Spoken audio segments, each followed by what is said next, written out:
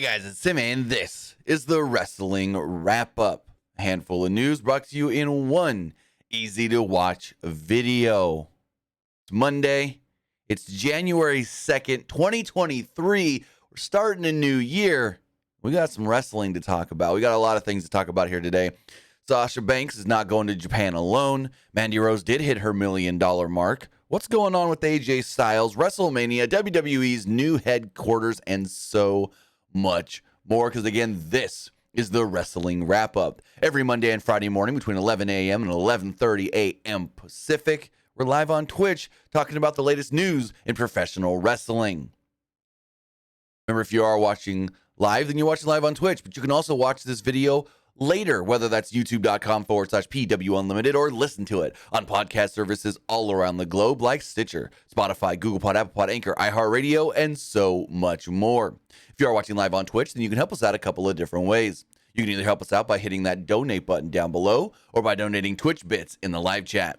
Also, remember, you can help us out by subscribing to the channel one of two different ways. You can either subscribe with a tiered subscription, just like Rosario 9248 recently did, or you can subscribe with Amazon Prime, because remember, if you have Amazon Prime or access to anybody's Amazon Prime account, then you have Prime Gaming. Prime Gaming gives you a lot of cool things like free games, free stuff for games, and they always give you one free subscription to any Twitch channel you want to subscribe to throughout the month, and I'd greatly appreciate it if you did right here, Pro Wrestling Unlimited.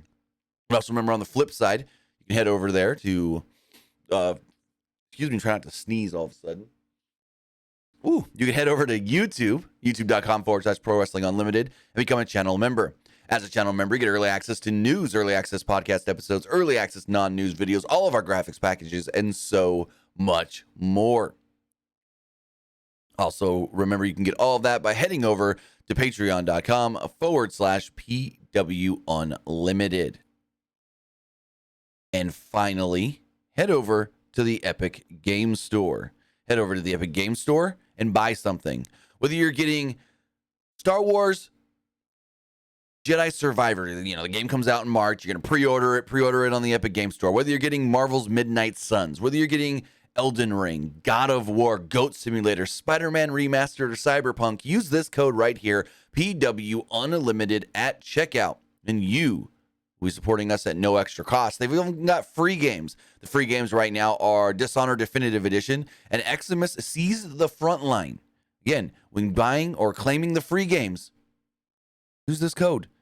Trying to get bucks for Rocket League, Fortnite, Fall Guys, or Rumbleverse? Use this code at PW Unlimited. They even got free stuff for all those games right now. You can get free skins for all of those games. And when you do claim those free skins and whatnot, use this code. Whether you're getting the Christmas tree for Fall Guys, whether you're getting the weird looking duck build, whatever you want to call him in Fortnite that's Christmas themed, use our code for all Epic Games and Epic Game Store purchases, and you will be directly supporting us at no extra cost to yourself. But with that, we got some news to talk about.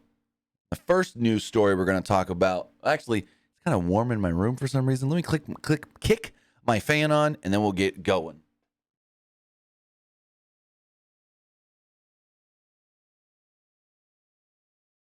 The first news story we have to talk about has to do with Sasha Banks. We're a day and a half or whatnot away from Sasha making her New Japan debut, presumably. I mean, unless everybody's been wrong, Sasha will be wrestling, or not wrestling, but appearing for New Japan Pro Wrestling tomorrow night, Wrestle Kingdom 17. And again, that show is supposed to start, I want to say, 11 p.m. Pacific. And according to Dave Meltzer, he thinks, and this is not him knowing anything for certain or anything, but he thinks that Sasha could be early in the show, like by 12:30 Pacific. And I think the reason he thinks that is because this whole woman's title thing and bringing in Sasha Banks is supposed to be for the American audiences, for the Western audiences. So you want to get her on there early So that way people don't go, oh, I'm too tired, I'm going to not watch anymore, and then zonk out and not see the Sasha stuff or have to watch it later on Twitter or New Japan World or whatever. So they put her on early with the hopes that more fans from, the United States and the UK and the Western fans, you call them, the Western fans, see her. But it sounds like, well, old Sasha Banks ain't going to Japan alone. According to a new report from Mike Johnson over at PW Insider, Mike Johnson writes the following. PW Insider can exclusively confirm that Banks' WWE Women's Tag Team Championship partner Trinity Naomi Fatu is currently slated to be in Japan. Should Fatu appear in some fashion at Wrestle Kingdom 17, it would be her first appearance in wrestling circles since she and Banks walked out of a May 2022 WWE. He wrote Friday Night SmackDown taping, but it's Monday Night Raw. They walked out of a Raw, not a SmackDown. You could correct me if I'm wrong and Mike Johnson's right, but I'm 99% sure they walked out of a Raw, not a SmackDown. Anyways, New Japan sources would not confirm that they would be bringing in Naomi, and New Japan sources would not confirm that they are bringing Naomi in an intimate. Why does he write this? Initiated. She would be coming on her own accord. That's written weird. So it may be that Fatu is simply traveling to Japan to join Vernado at the event to support her, but not be seen on the show. So basically what he's saying is Trinity Fatu, the former Naomi, is going to be, or most likely going to be in Japan this week. Whether she's in there just to be there with Sasha or to actually be on the show with Sasha is unknown. WWE does not have Naomi under a deal that is known right now. Her current deal was supposed to be up this past summer, and it's unclear if they froze that deal or just let it expire. So there we go.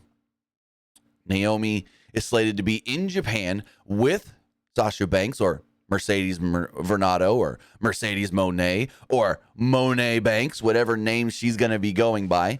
She is supposed to be in Japan with her, and it's unclear if she's actually going to be on the show, make an appearance or not. So we'll see, because Banks and Naomi are not listed on WWE's internal rosters either. So it's like those two done.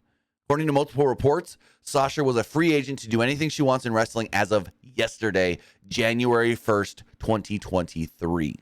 So this is an interesting one, a very interesting one, because Naomi's not been talked about much as far as this walkout does go. It's all been about Sasha. And it's always been, well, Sasha got this opportunity and brought Naomi with her. Sasha got this opportunity and brought Naomi with her. Sasha was at this red carpet event and brought Naomi with her. Sasha walked the runway at, New York Fashion Week, brought Naomi, got Naomi on there with her. So it's like, I don't know. I don't know exactly what's going on here and why we've heard so little about, Naomi, real name Trinity Fatu. But in keeping with women who are no longer in WWE, we got to talk about the former NXT Women's Champion in Mandy Rose. So Mandy Rose was fired by WWE last month because of her fan time account, because of the nature of the content that was being posted there, as far as it being too sexual for WWE's liking. The rumor is that they asked her if she could stop posting the content. She said no, and they said, well, if you're not going to stop, we're going to have to let you go. Then, about a week after all that went down, her manager told TMZ that Mandy's made $500,000 already and is on track to make a full $1 million by Christmas. Well, Fantime has confirmed that, as Fantime actually took to their Instagram and posted the following. Let's pull this up here on the screen.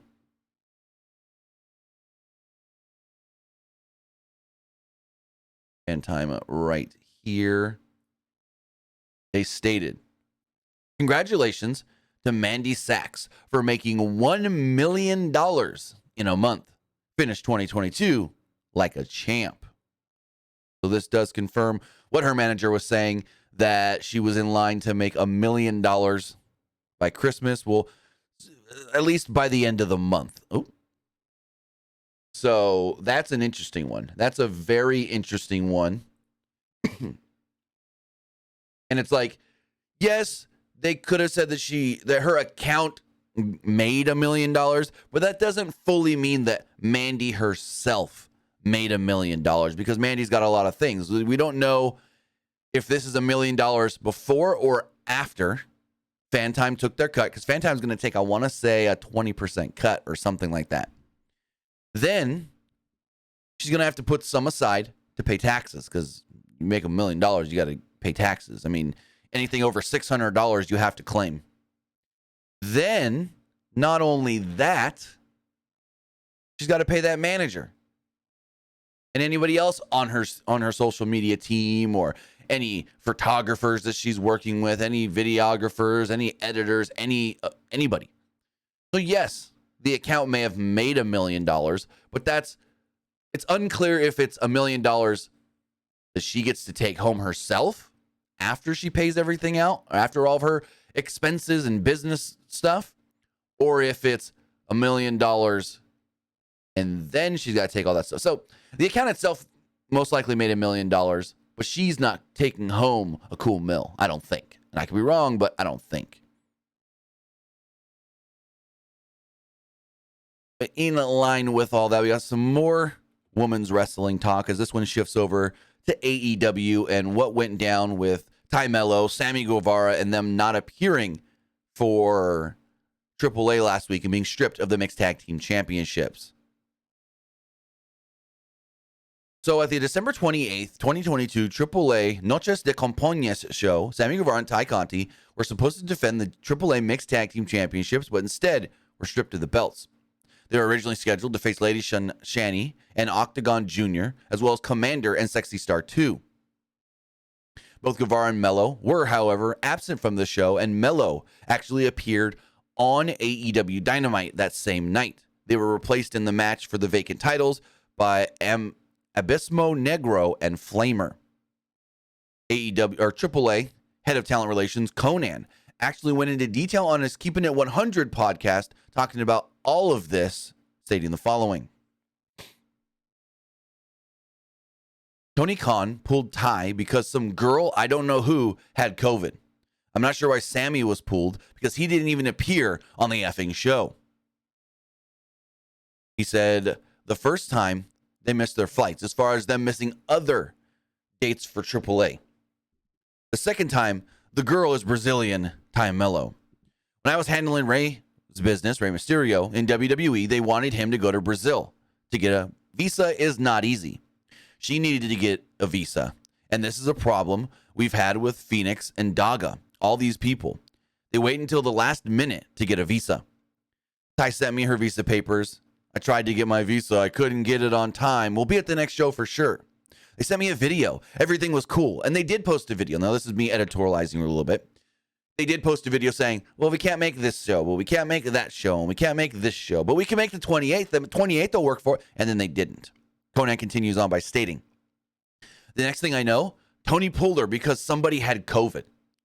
What I don't understand is why they didn't send Sammy. Sammy didn't do shit on the show. Larry Dallas, AAA's announcer, would support Conan's recollection of events and criticize Tony Khan's decision, concluding, quote, Tony Khan has about 100 people on his roster. One person got sick, and he decides to screw another company, I guess, and put Ty in a meaningless match that means nothing for her. That's the way I view it. Apparently someone got COVID and someone got sick, so they had to use Ty. They were supposed to lose the titles a couple of weeks ago, I do believe. So them being stripped of the belts is okay, because they were going to lose the belts anyways, I guess. But it's very interesting as far as the reasoning for them not being at the show after they literally made a video backstage at an AEW show doing the whole, well, can we work the 1st? No, December 1st doesn't work for me. December 7th? December 7th doesn't work for me. What about December 17th? Nah, I got a hair appointment. I got to do December 17th, this and that, and da-da-da-da-da. December 17th is the one they missed because of her visa issues. Then they literally say in the video, December 28th? Well, I have this appointment, but I can push it back a day. Yeah, December 28th works. And Sammy's like, yeah, I can get my teeth whitened any day. December 28th works for me. We'll be there. And it's like, Come on. What?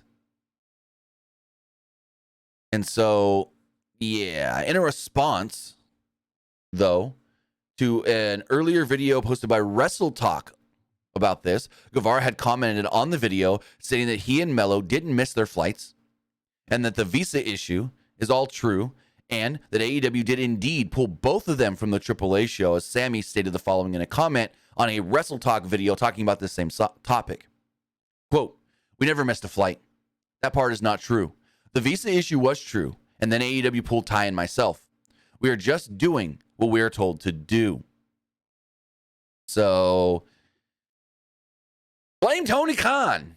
Ty and Sammy supposedly did nothing wrong here. It sounds like it's all Tony Khan. And there was also another news story that came out last week in the Wrestling Observer newsletter that I believe we touched on Friday, but it kind of all falls in line with all of this now. The AAA is now weary of putting their titles on AEW people. That the reason the titles were pulled off of FTR, the tag titles, was because, well, it's been hard to get them booked in Mexico. That they have to go work around AEW's schedule. And now, as we see here, AEW can just say, screw you, we'll pull them from anything. So, hopefully, there's not some ill will between AEW and AAA. Now, we know that when FTR lost the tag titles, they lost the tag titles to Dralistico and Dragon Lee. Dragon Lee going to WWE, so they immediately vacated the tag titles. And Dorian Roldan, one of the head guys of AAA, actually praised Dragon Lee's decision to go to WWE, hence leading to speculation that maybe AAA would rather work with WWE than AEW, or maybe both, or something. I don't know what's going on with all that. But there's a lot of rumors swirling and all this kind of stuff that AAA is not happy with AEW, but they're praising one of their guys leaving for WWE. So it could be something, could be nothing. We'll have to wait and see. But speaking of All Elite Wrestling and people not working, it looks like one AEW wrestler is currently out of action, unfortunately, with an injury. So looking at this, Matt Hardy actually tweeted out confirming that Mark Quinn is injured, as Hardy tweeted the following. Pull this up on the screen.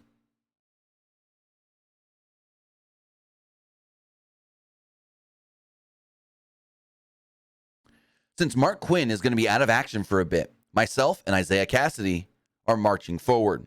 Tonight, we team up on Dark Elevation and plan on stealing the show. It's a new year, and I'm going into it with a new attitude.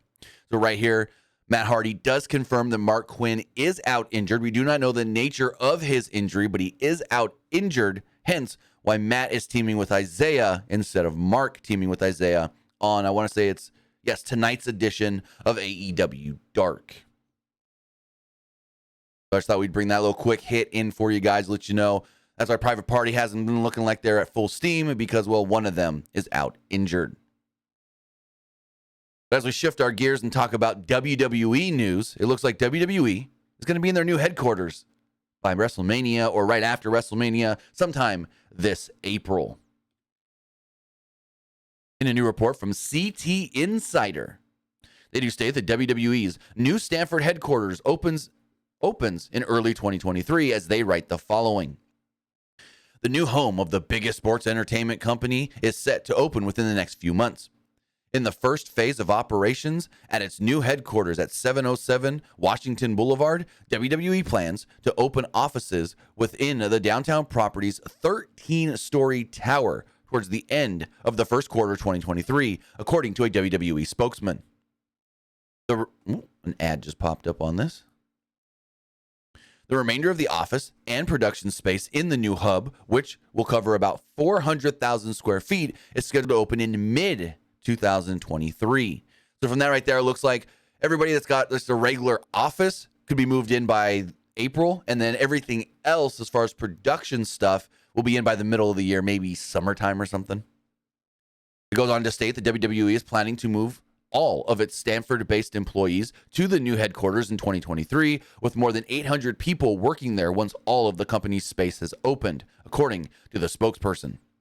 The company is not planning to keep any employees at its current headquarters at 1241 East Main Street on the city's east side, or at its production center at 88 Hamilton Avenue, a few blocks from the other building. The current headquarters is not for sale, but WWE would entertain discussions with interest from parties, according to the spokesperson. The new headquarters is the centerpiece of the revival of the complex at 677 and 707 Washington Boulevard, which stood entirely empty for a couple of years after banking giant UBS in 2016 relocated its local offices across the street to 600 Washington. WWE's production space will be housed in a 7-story pavilion, which once hosted one of the world's largest trading floors when UBS was based there. The tobacco giant Philip Morris International is the property's largest tenant. In November, it opened its new offices with covering about 71,000 square feet. PMI was formerly headquartered in Midtown Manhattan.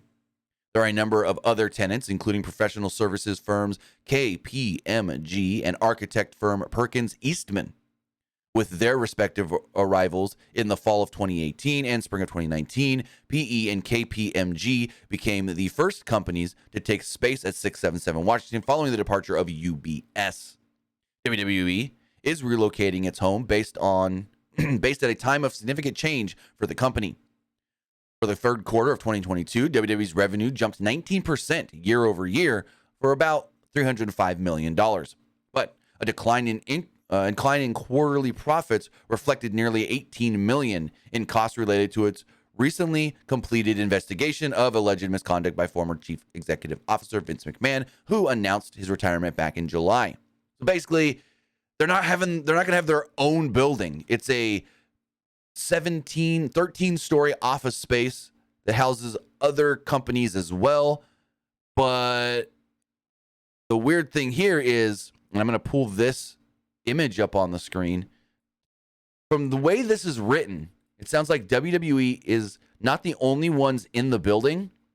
Yet as of right now, their logo's all over this thing. I'm going to pull this up. This is going to be, give me 1 second. I'm going to do something different here. I'm going to pull these images up because it's kind of hard to see them on the website.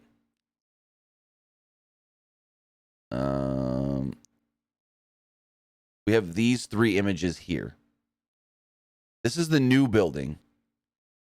And you got front and center right up top, WWE's logo. Then you got over here, a WWE logo. Then you also have over here on the other side, a WWE logo. So if WWE is not the only ones in this building, it's like, Well, actually, these are 2 different buildings. And now that we look at it, as we see here in this image, so you have this building here with the big WWE logo on it, which I believe is the new building. And then you have this building down here with a WWE logo on it, which is also this building. So these 2 are different sides of the same building. And then you have this building. Let's go back to the article really quickly and just double check captions on that to see if they're, let's see. So the first image says, yeah, it's the new building. WWE's headquarters at 677 Washington Boulevard in Stamford, photographed on November 3rd, 2022. Then the other one is WWE plans to open.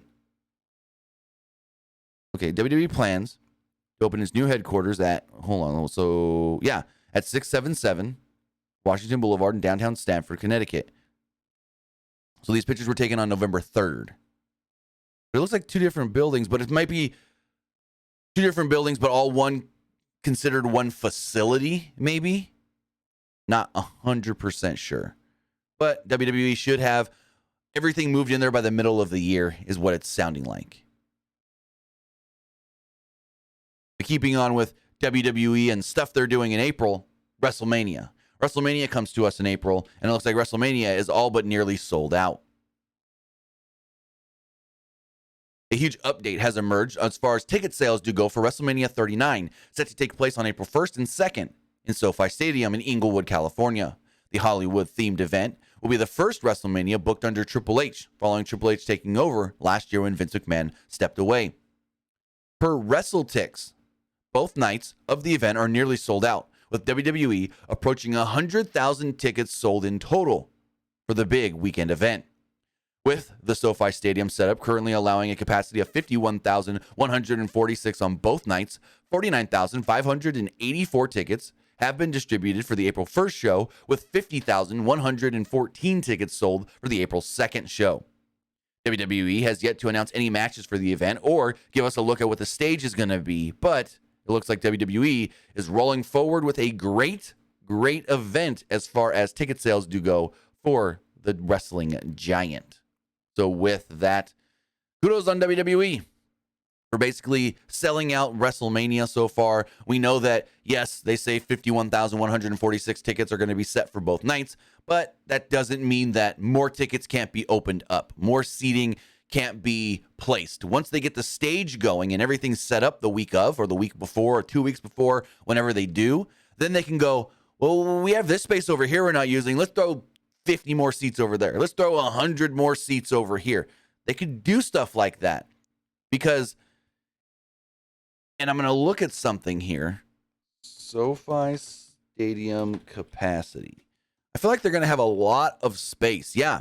So SoFi Stadium, seating-wise, just for a football game, 70,000. And can be expanded up to 100,000 for major live events if they use the floor. So, depending on WWE's stage setup, they can open up a good amount more seating if they really wanted to. They can open up a lot more floor seats, and I get it. You can fit 70,000 in the actual bowl.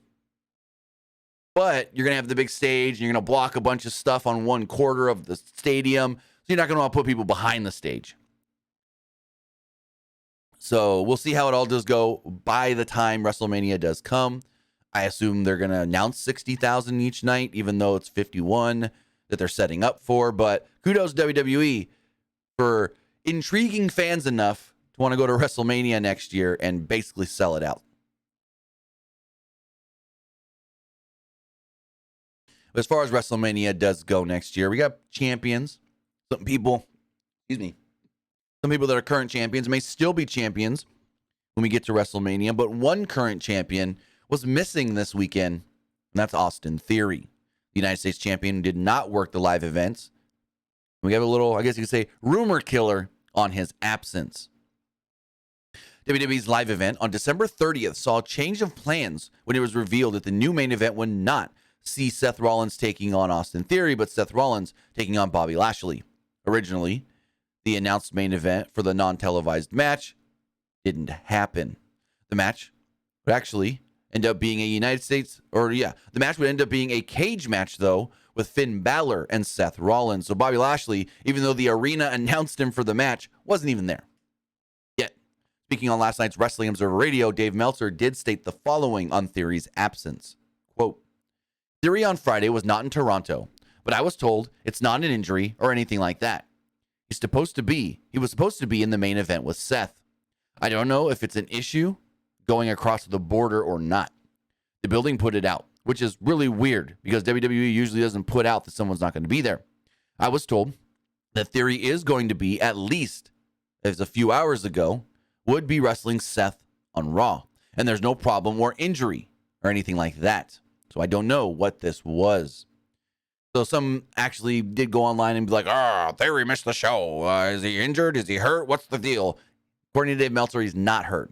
According to yesterday evening, Theory was not injured as far as what he was told, and that everything should be good going forward because Theory's supposed to be working tonight in a U.S. title match against Seth Rollins. But when we speak of injuries in WWE, one WWE superstar was injured last week and did give us an update on his injury as AJ Styles has suffered a broken ankle. AJ tweeted out the following Saturday, just giving us an update on what exactly happened. AJ Styles tweeted, quote, just want you guys to know that I'm okay. Broken ankle is what I'm dealing with. No surgery. This just takes some time to recover. This will be the longest I've ever been out of the ring. Thanks for the prayers and get well wishes. So what happened during the match was AJ Styles was going for the phenomenal forearm on Finn Balor. Finn countered it and basically tossed AJ over him, over the ropes, and to the floor. AJ seemingly broke his ankle during that spot, crashing down to the floor. AJ would jump back into the ring. He was hobbling, couldn't really do much. I guess word got back to somebody, I think I'm hurt. He slid out of the ring on the other side over by the ramp and just sat down against the steel steps. And the finish of the match was changed from AJ winning with a phenomenal forearm to Carl Anderson rolling up Finn Balor. AJ ultimately had to be helped to the back, couldn't put any weight on the broken ankle, and then he told us, hey, it is a broken ankle. Now here's some interesting stuff regarding AJ Styles, because AJ Styles, as he said, this may be the longest he's ever been out of action. Now AJ Styles, or a broken ankle, actually, I should say first, about 6 weeks if you don't need surgery. AJ doesn't need surgery.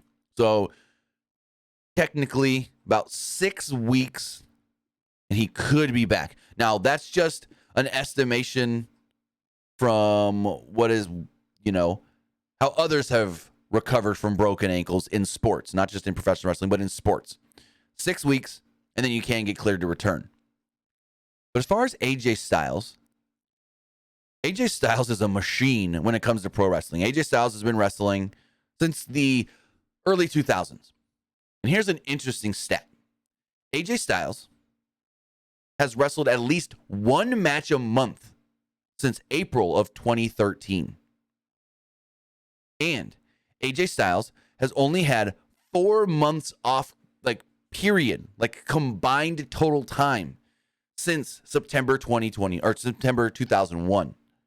Think about that. In 22 years, 21 years, AJ Styles has only ever missed a combined 4 months of in-ring time. Total. Wild.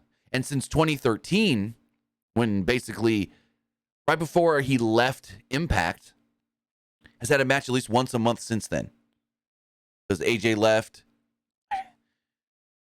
I want to say he finished up at Bound for Glory. I could be wrong on that one, but he left in 2013. Then he went and worked New Japan and Ring of Honor and some other indies and whatnot before going to WWE in 2016. But since 2013, April of 2013, AJ Styles has had at least one match a month. Crazy to think about that. And that throughout his entire career, he's only missed 4 months total combined. Not many wrestlers could say that. Because you got guys like John Cena, who's missed 4 months here with this injury and 5 months here with this injury. Triple H missed almost a year a couple of times with quad injuries and this and that. And so the only other person I can think of that's had that little time away is The Miz. I mean, yeah, Miz takes time off here and there and this and that. But as far as consecutive and overall time, Miz is usually there. Miz is usually on the show, whether he works or not. He's usually there on TV or at the house show. Well, no, not really at the house shows anymore. He's got that cushy, I don't work many house show schedule, but that's just the other one that comes to mind as far as someone not getting injured much. But AJ is out with a broken ankle. Unfortunately, unless there's a miracle, it looks like he will miss the Royal Rumble, which is very unfortunate.